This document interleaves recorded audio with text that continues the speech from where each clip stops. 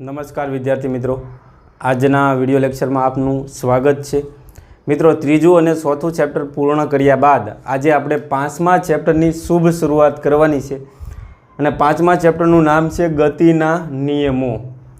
गति माटे भाई श्री न्यूटन भाई आपणे त्रण सरस मजाना नियमों आपेला छे, तो त्रे त्रण नियमनो अभ्यास आपणे आ चैप्टरनी अंदर करवानो छे। एकदम सरल अने सरस मजानुं चैप्टर छे, बराबर ने। तो आ चैप्टरनी शुरुआत करवानी छे। हवे चैप्टरनी शुरुआत करीए एनी पहला त्रीजा अने चौथा चैप्टर में आपणे गतिनो अभ्यास करी गया। तमने खबर छे कि कोईपण पदार्थ गतिमां छे एम क्यारे कहेवाय? तो समय साथे पोतानुं स्थान बदलतो होय तो ते पदार्थ गतिमां छे एम कहेवाय। अने भौतिक विज्ञाननी जे शाखामां बधी ज गतिनो अभ्यास करवामां आवे ई शाखाने गतिशास्त्र कहेवामां आवे छे। तो गतिशास्त्रनुं अंग्रेजी नाम तमने याद छे? गतिशास्त्र, शास्त्र गतिशास्त्र ने अंग्रेजी में कहेवामां आवे छे मिकेनिक्स। शुं कहेवामां आवे छे? मिकेनिक्स। मिकेनिकल एंजीनियरिंग नी जे आखी ब्रांच छे ई गतिशास्त्र उपरथी ज छे। जो कोईने मिकेनिकल एंजीनियर बनवुं होय तो गतिशास्त्र तमने आवडवुं जरूरी। तो गतिशास्त्र ने अंग्रेजी में शुं कहेवामां आवे छे? मिकेनिक्स। हवे आ गतिशास्त्र छे ने एना बे प्रकार छे। तमने कोई पूछे ने कि गतिशास्त्रना केटला प्रकार? गतिना प्रकार कहे तो अलग अलग आवे, सूर्य गति, शाक गति, दोलिक गति ने प्रक्षिप्त गति। पण हूँ तमने कोना प्रकार पूछूं छूं? गतिशास्त्रना। तो एक प्रकार छे एने कहेवामां आवे छे काइनेमेटिक्स। केवुं? काइनेमेटिक्स। ने बीजुं छे डायनेमिक्स।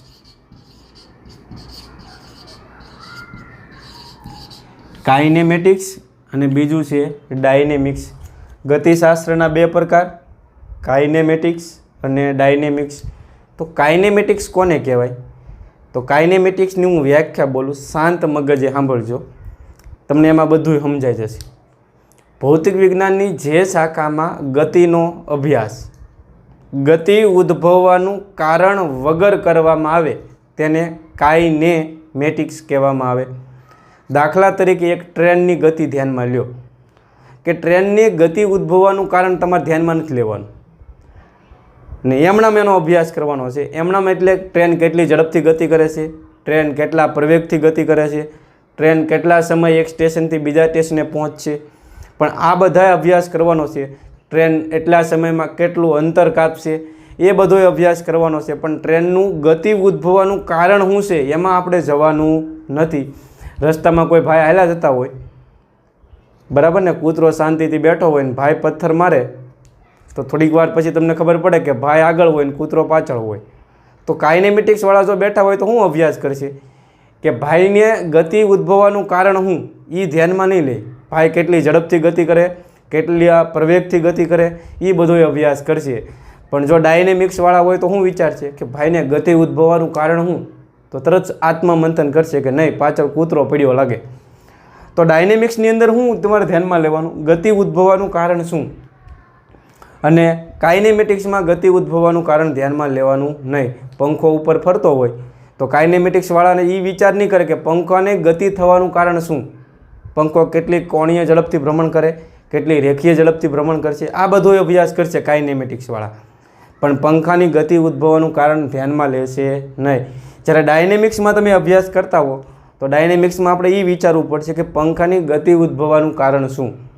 તો ગતિ ઉદ્ભવવાનું કારણ જો ધ્યાનમાં લેવામાં આવે તો એ શાખાને શું કહેવાય? ડાયનેમિક્સ। અને ગતિ ઉદ્ભવવાનું કારણ ધ્યાનમાં ન લેવામાં આવે તો એને શું કહેવામાં આવે છે? કાઇનેમેટિક્સ। તો અહીંયા આપણે એવું વાક્ય લખી નાખીએ, કાઇનેમેટિક્સ કોને કહેવાય? તો ભૌતિક વિજ્ઞાનની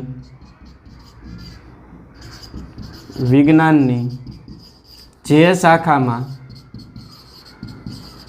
गतिनो अभ्यास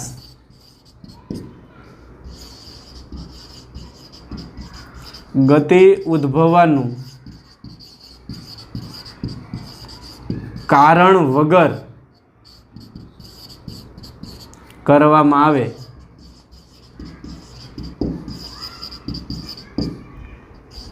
तो तेने काइनेमेटिक्स कहे। तो आ शाखा ने आवे तो आ शाखा ने શું કહેવામાં આવે છે? કાઇનેમેટિક્સ કહે છે.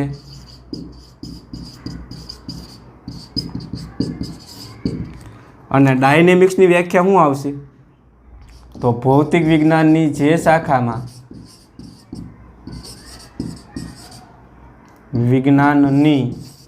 ભૌતિક વિજ્ઞાનની જે શાખામાં ગતિનો અભ્યાસ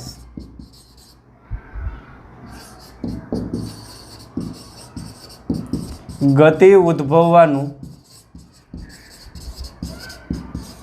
કારણ સહિત કરવામાં આવે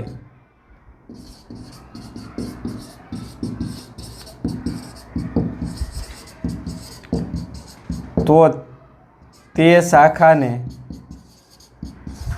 શું કહેવામાં આવે છે? ડાયનેમિક્સ કહે છે. ખબર પડી? ભૌતિક વિજ્ઞાનની જે શાખામાં ગતિનો અભ્યાસ ગતિ ઉદ્ભવવાનું કારણ વગર કરવામાં આવે તો તેને કાઇનેમેટિક્સ કહેવાય. અને ભૌતિક વિજ્ઞાનની જે શાખામાં ગતિનો અભ્યાસ ગતિ ઉદ્ભવવાનું કારણ સહિત કરવામાં આવે એટલે આમાં ટોટલી માહિતી તમને મળી જાય. આમાં તમને ગતિ ઉદ્ભવવાનું કારણ જોવા મળશે નહીં. દાખલા તરીકે આપણે પ્રક્ષિપ્ત ગતિનો અભ્યાસ કરતા હતા તો અહીંથી કોઈ પણ પદાર્થને પ્રક્ષિપ્ત કરવામાં આવે તો પદાર્થ છે એ પર્વલય માર્ગે ગતિ કરતો હતો. આ ફૂટબોલનો દડો લઈ લો તો આપણે આમાં શું વિચારતા હતા કે ફૂટબોલનો દડો કેટલી મહત્તમ ઊંચાઈએ જાય, કેટલી અવધિ પ્રાપ્ત કરશે, કેટલો ઉડ્ડયન સમય આવશે. તો જ્યારે આપણે આ પ્રક્ષિપ્ત ગતિનો અભ્યાસ કર્યો ત્યારે આપણે એવું નહોતું વિચાર્યું કે આ ફૂટબોલના દડાની ગતિ ઉદ્ભવવાનું કારણ શું. ગતિ ઉદ્ભવવાનું કારણ આપણે અહીંયા ધ્યાનમાં લીધું નહોતું. એટલે આપણો આ જે આખો ટોપિક છે એનો થઈ ગયો કહેવાય કાઇનેમેટિક્સનો. પણ હવે હું એમ વિચારું કે અહીંયા ફૂટબોલના દડોને ગતિ ઉદ્ભવવાનું કારણ શું હશે? અહીંયા શું થયું હશે તે દડો ગતિમાં આવી ગયો? તો જો તમે ગતિ ઉદ્ભવવાનું કારણ ધ્યાનમાં લ્યો તો આ આખો ટોપિક શેમાં આવી જાય? ડાયનેમિક્સમાં. આ બધી માહિતી તો એમાં મેળવવાની જ છે ડાયનેમિક્સમાં, પણ વધારાનું તમારે શું કરવાનું કે આને ગતિ ઉદ્ભવવાનું કારણ શું? તો એ ટોપિક શેનો થઈ ગયો કહેવાય? ડાયનેમિક્સનો. તો ગતિશાસ્ત્રના બે પ્રકાર ક્લિયર થયા, કાઇનેમેટિક્સ અને ડાયનેમિક્સ. તો આપણું ત્રીજું અને ચોથું ચેપ્ટર હતું. ત્રીજું અને ચોથું ચેપ્ટર એ કાઇનેમેટિક્સના હતા. આપણે ત્રીજું અને ચોથું ચેપ્ટર જે ભણ્યા એ શેના હતા? કાઇનેમેટિક્સના. શા માટે? કારણ કે આપણે ક્યારેય ગતિ ઉદ્ભવવાનું કારણ ધ્યાનમાં લીધું નહીં. તમે નિયમિત વર્તુળમય ગતિ કરતો પદાર્થ ધ્યાનમાં લ્યો તો ખાલી વર્તુળમય ગતિ કરતો એ જ ધ્યાનમાં લીધું આપણે. કેટલી ઝડપથી ગતિ કરતો હતો એ ધ્યાનમાં લીધું, પણ એમાં ક્યારેય એવું ધ્યાનમાં નથી લીધું કે વર્તુળમય ગતિ ઉદ્ભવવાનું કારણ શું, પ્રક્ષિપ્ત ગતિ થવાનું કારણ શું. તો ત્રીજા અને ચોથા ચેપ્ટરમાં આપણે ગતિ ઉદ્ભવવાનું કારણ ધ્યાનમાં લીધું નહોતું. એટલા માટે આ જે ચેપ્ટર છે એના હતા? કાઇનેમેટિક્સના. તો ત્રીજું અને ચોથું ચેપ્ટર શેનું છે આપણું? કાઇનેમેટિક્સનું. જ્યારે પાંચમું ચેપ્ટર હવે ભણવાની શરૂઆત કરશો ને તો શરૂઆતમાં તે કોઈપણ પદાર્થને ગતિ ઉદ્ભવવાનું કારણ શું એ ધ્યાનમાં લઈને આપણે આ ચેપ્ટર ભણવાના છીએ. તો એ ચેપ્ટર શેનું થઈ ગયું કહેવાય? ડાયનેમિક્સનું. તો પાંચમું ચેપ્ટર છે એનું છે ડાયનેમિક્સનું. તો જો આપણે ડાયનેમિક્સનું ચેપ્ટર ભણતા હોય તો પહેલો જ પ્રશ્ન શું આવીને ઊભો રહે કે કોઈ પણ પદાર્થને ગતિ ઉદ્ભવવાનું કારણ શું? તો એનો જવાબ આપણે આપવો પડશે. તો એના માટે એક એક્ઝામ્પલ લઈએ આપણે કે ધારો કે આ ટેબલ લ્યો. હવે ટેબલ ઉપર એક પુસ્તક પડ્યું છે. શાંતિથી ધ્યાન રાખજો. અહીંયા આ પુસ્તક છે. ધારો કે અત્યારે પુસ્તક છે ને સ્થિર સ્થિતિમાં છે. હવે હું તમને સીધો પ્રશ્ન પૂછું કે જો આ પુસ્તકને મારે ગતિમાં લાવવું હોય, સ્થિર સ્થિતિમાંથી મારે એને ગતિમાં લઈ જવું હોય તો શું કરવું પડે? તમે અહીંયા ઊભા એમ કહો કે પુસ્તક ગતિમાં આવે, પ્લીઝ પુસ્તક ગતિમાં આવે, ગમે એવા મંત્રો બોલશો તો મને કહેશો પુસ્તક ગતિમાં આવશે નહીં આવે. શું કામ? કારણ કે અત્યારે સ્થિર છે. જો તમારે એને ગતિમાં લાવવું હોય તો તમારે શું કરવું પડે? ફરજિયાતપણે અહીંથી ધક્કો મારવો પડે. તમારે શું કરવું પડે? ધક્કો મારવો પડે. ને આ ધક્કો એટલે બીજું કાંઈ નહીં, એક પ્રકારનું તમારે બળ લગાડવું પડે. શું કરવું પડે? અહીંયા બળ લગાડવું પડે. તો કોઈ પણ પદાર્થને સ્થિર સ્થિતિમાંથી જો તમારે ગતિમાં લઈ જવો હોય, તમારે શું કરવું પડે? ધક્કો મારવો પડે. ધક્કો મારવો પડે, અથવા બીજી ભાષામાં કહું તો બળ લગાડવું પડે. એક આ લારી લઈ લો, તો અહીંયા આપણે આ ચેપ્ટરમાં લારીને બહુ હકારવાના છીએ, બરાબર ને? આ રોડ ઉપર અહીંયા લારી પડી છે અને લારીને તમે એમ કહો, રિક્વેસ્ટ કરો કે લારી તું ગતિમાં આવી જા, પ્લીઝ ગતિમાં આવી જા, તો લારી ગતિમાં આવશે નહીં? આવે. એને ફરજિયાતપણે તમારે શું કરવું પડે? અહીંથી ધક્કો જ મારવો પડે. ધક્કો મારો અથવા તો બળ લગાડવું પડે. તો જો તમે કોઈ પણ પદાર્થને બળ લગાડો તો સ્થિર સ્થિતિમાંથી ગતિમાં આવે. તો તમને સીધો જવાબ મળી ગયો એમાં કે કોઈ પણ પદાર્થને ગતિમાં આવવાનું કારણ શું? તો તમે કહી શકો કે બળ. બળ એ એવી ભૌતિક રાશિ છે કે જેને લીધે સ્થિર પદાર્થ ગતિમાં આવે.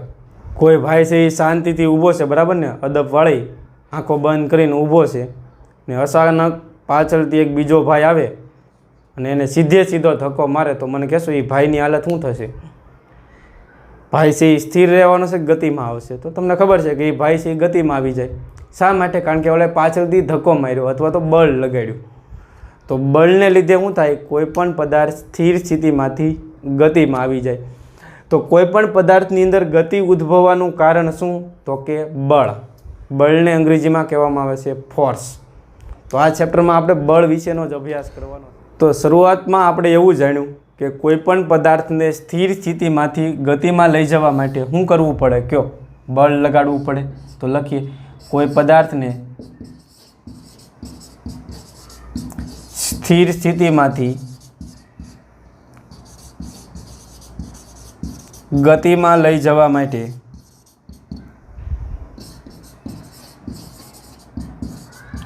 શું કરવું પડે? કયો? બળ લગાડવું પડે. તો વિદ્યાર્થી મિત્રો, આ બળ છે એ મુખ્ય બે પ્રકારના હોય. કુદરતમાં જેટલા બધા બળો છે ને એના મુખ્ય બે પ્રકાર. તમને કોઈ પૂછે કે બળોના પ્રકાર જણાવો, તો બળો બે પ્રકારના હોય. એક બળ છે એને કહેવાય સંપર્ક બળ. કેવું? સંપર્ક બળ. અને બીજું છે ક્ષેત્રીય બળ. સંપર્ક બળ અને ક્ષેત્રીય બળ. તો સંપર્ક બળ કોને કહેવાય? તો કોઈ પણ પદાર્થના સંપર્કમાં રહીને લાગતા બળને શું કહેવામાં આવે છે? સંપર્ક બળ. હું એમ કહું કે આ પુસ્તક લઈ લો, અહીંયા ટેબલ ઉપર રહેલું, તો આ પુસ્તકને તમે દૂરથી બળ લગાડો, લ્યો દૂરથી ધક્કો મારો તો પુસ્તકને આમ ધક્કો મારો અડ્યા વગરનો, તો ગતિમાં આવશે નહીં? આવે. તમારે જો આને ગતિમાં લાવવું હોય તો તમારે શું કરવું પડે? પહેલાં એના સંપર્કમાં આવવું પડે અને પછી બળ લગાડવું પડે. તો સંપર્કમાં રહીને જે બળ લાગે એને શું કહેવામાં આવે છે? સંપર્ક બળો. તમે બે લખોટીઓનું એક્ઝામ્પલ લ્યો. આ બે લખોટી લ્યો તમે. આ લખોટી અહીંયા સ્થિર છે ને આ લખોટીને તમે ધક્કો મારશો એટલે ગતિમાં આવી જશે. એટલે અહીંયા ધક્કો મારી ત્યારે તમે સંપર્કમાં આવ્યા. જુઓ તો અહીંયા જે બળ લાગ્યું હોય એને શું કહેવાય? સંપર્ક બળ. હવે આ લખોટી ગતિ કરતી અહીંયા આવી જાય, આના સંપર્કમાં આવે. હવે જેવી જ આના સંપર્કમાં આવે એટલે આ લખોટી ગતિમાં આવી જાય. હવે આ ગતિમાં ક્યારે આવી હોય? આ લખોટી ગતિમાં ક્યારે આવી હોય? આના ઉપર બળ લાગ્યું હોય. કોણે લગાડ્યું હોય? તો આ પાછળની લખોટીએ. તો આ બંને એકબીજાના સંપર્કમાં આવ્યા. તો બંને વચ્ચે સંપર્કમાં રહીને જે બળ લાગે એને શું કહેવામાં આવે છે? સંપર્ક બળ. આપણે વારંવાર ગમે ત્યાં સંપર્ક બળો તો લગાડતા જ હોઈએ, બરાબર ને? કોઈ પણ પદાર્થને એક જગ્યાએથી બીજી જગ્યાએ ખસેડવો હોય તો બીજો કોઈ ઓપ્શન જ નથી, એના સંપર્કમાં આવવું પડે. સંપર્કમાં રહીને જે બળ લગાડીએ એને શું કહેવામાં આવે છે? સંપર્ક બળ. તો સંપર્ક બળો તો કુદરતમાં ઘણી જગ્યાએ તમને જોવા મળે. બીજું છે ક્ષેત્રીય બળો. ને આ ક્ષેત્રીય બળો છે ને એ સંપર્કમાં આવ્યા વગર લાગતા હોય. જાદુઈ બળો છે. કોઈ પણ પદાર્થના સંપર્કમાં આવ્યા વગર જે બળ લાગે ને એને શું કહેવામાં આવે છે? ક્ષેત્રીય બળ. ને એના આપણે ત્રણ પ્રકાર છે. એક ચુંબકીય બળ. ક્ષેત્રીય બળો ત્રણ પ્રકારના છે: ચુંબકીય બળ, વિદ્યુતીય બળ અને ગુરુત્વાકર્ષી બળ.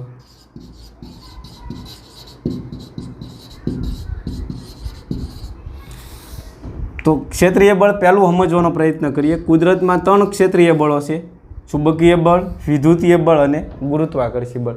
તો ચુંબકીય બળ કોને કહેવાય? તો આ પ્રયોગ તો તમે વારંવાર કર્યો હોય કે આપણે અહીંયા એક મેગ્નેટ લઈ લઈએ, ચુંબકનો ટુકડો.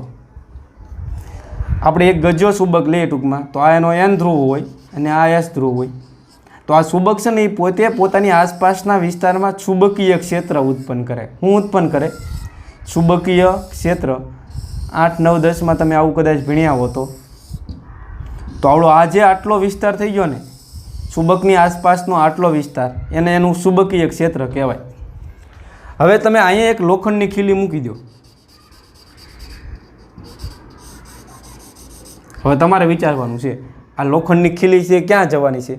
મને પહેલાં એ કહેશો, લોખંડની ખીલી અહીં સ્થિર રહેવાની છે? સ્થિર નહીં રહે. જેવી જ લોખંડની ખીલી આ ચુંબકની નજીક લાવો એટલે તરત ને તરફ ક્યાં જવાની? ચુંબક તરફ આકર્ષાશે. એટલે આ લોખંડની ખીલી છે એ ગતિમાં આવી જાય. અને આપણે ન્યૂટનભાઈ એવું જ કહી ગયા હતા કે કોઈ પણ પદાર્થ ગતિમાં ત્યારે જ આવ્યો હોય કે એના ઉપર બળ લાગ્યું હોય. તો આ ખીલીના આપણે સંપર્કમાં આવ્યા, આપણે કાંઈ બળ લગાડ્યું આના ઉપર? તો આના ઉપર કોણે બળ લગાડ્યું હોય?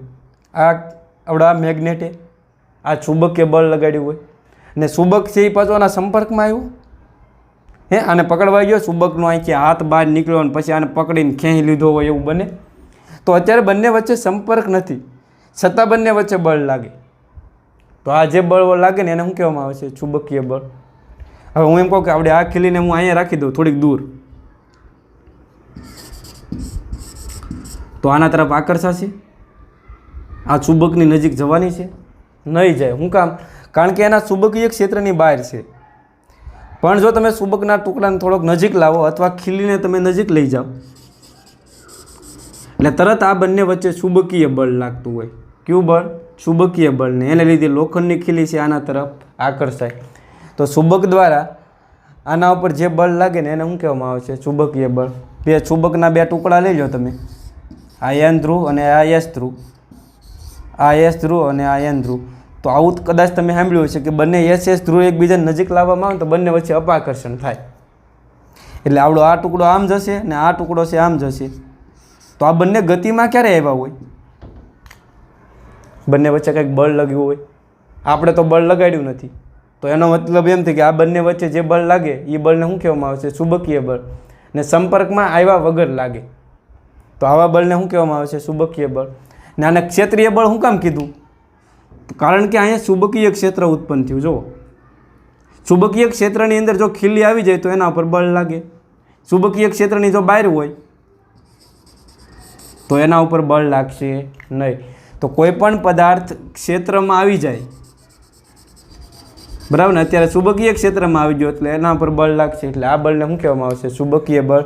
ચુંબકીય બળ પદાર્થના સંપર્કમાં આવ્યા વગર લાગતું હોય. ખબર પડે છે કે નહીં? તો આ જે બળ છે એને આપણે ચુંબકીય બળ કીધું. બીજું આવશે ગુરુત્વાકર્ષી બળ. પહેલાં હું ગુરુત્વાકર્ષી બળની વાત કરી દઉં.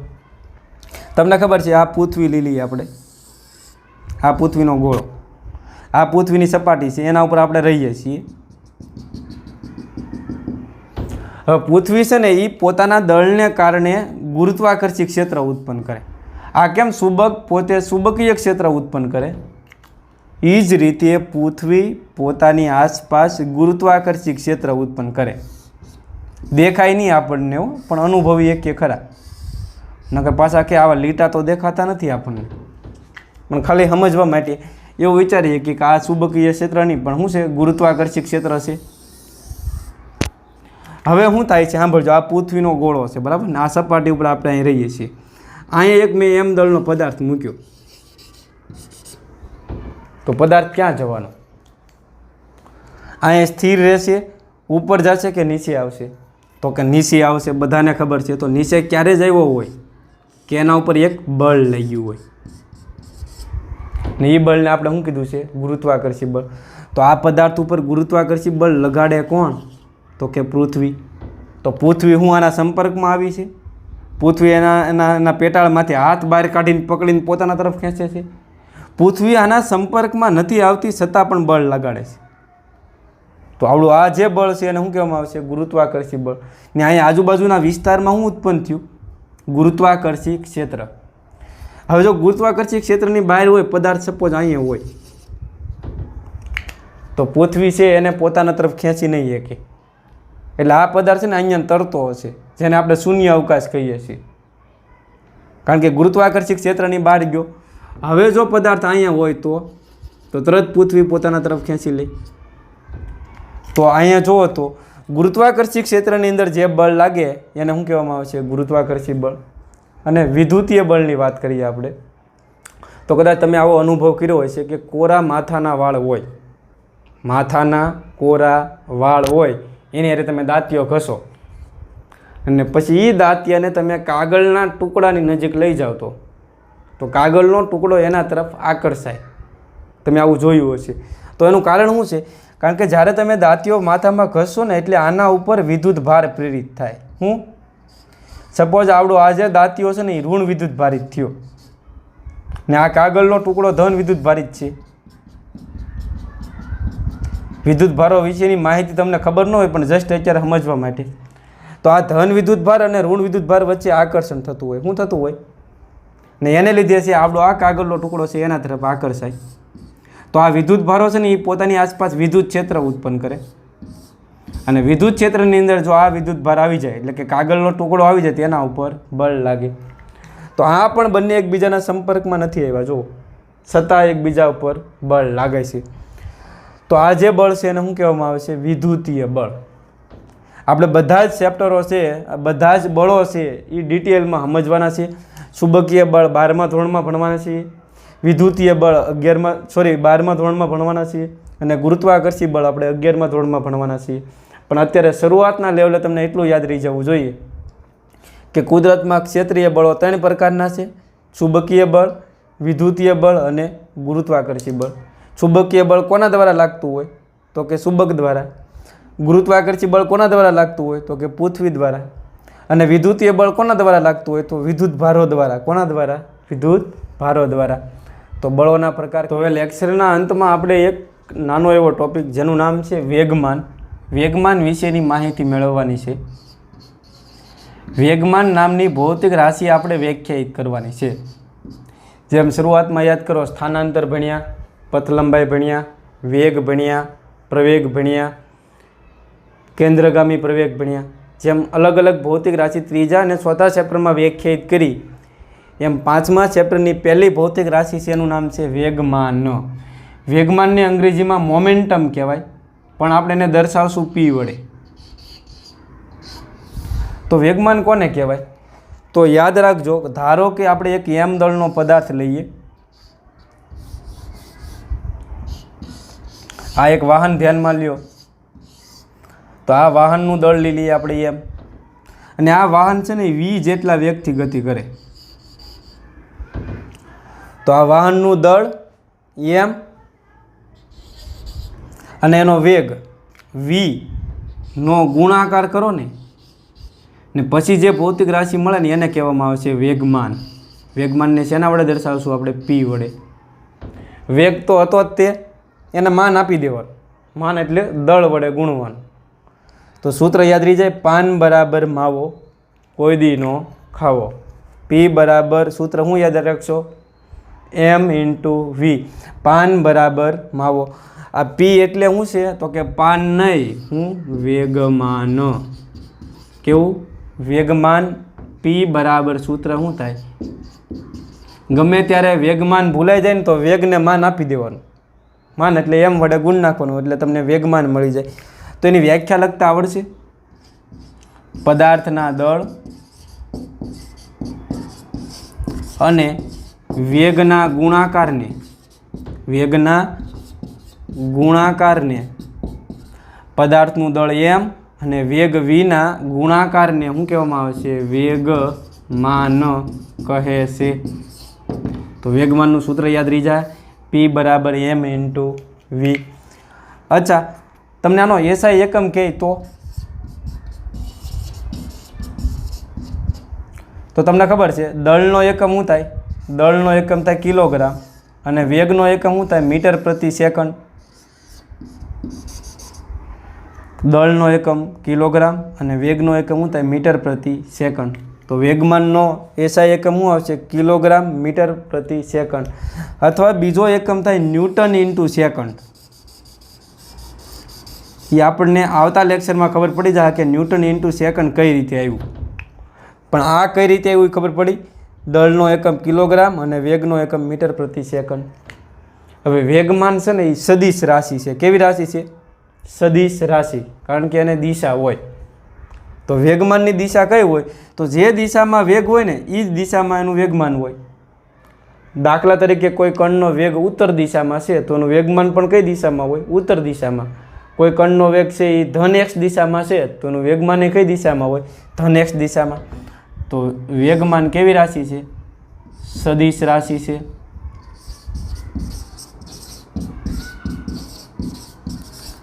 અને તેની દિશા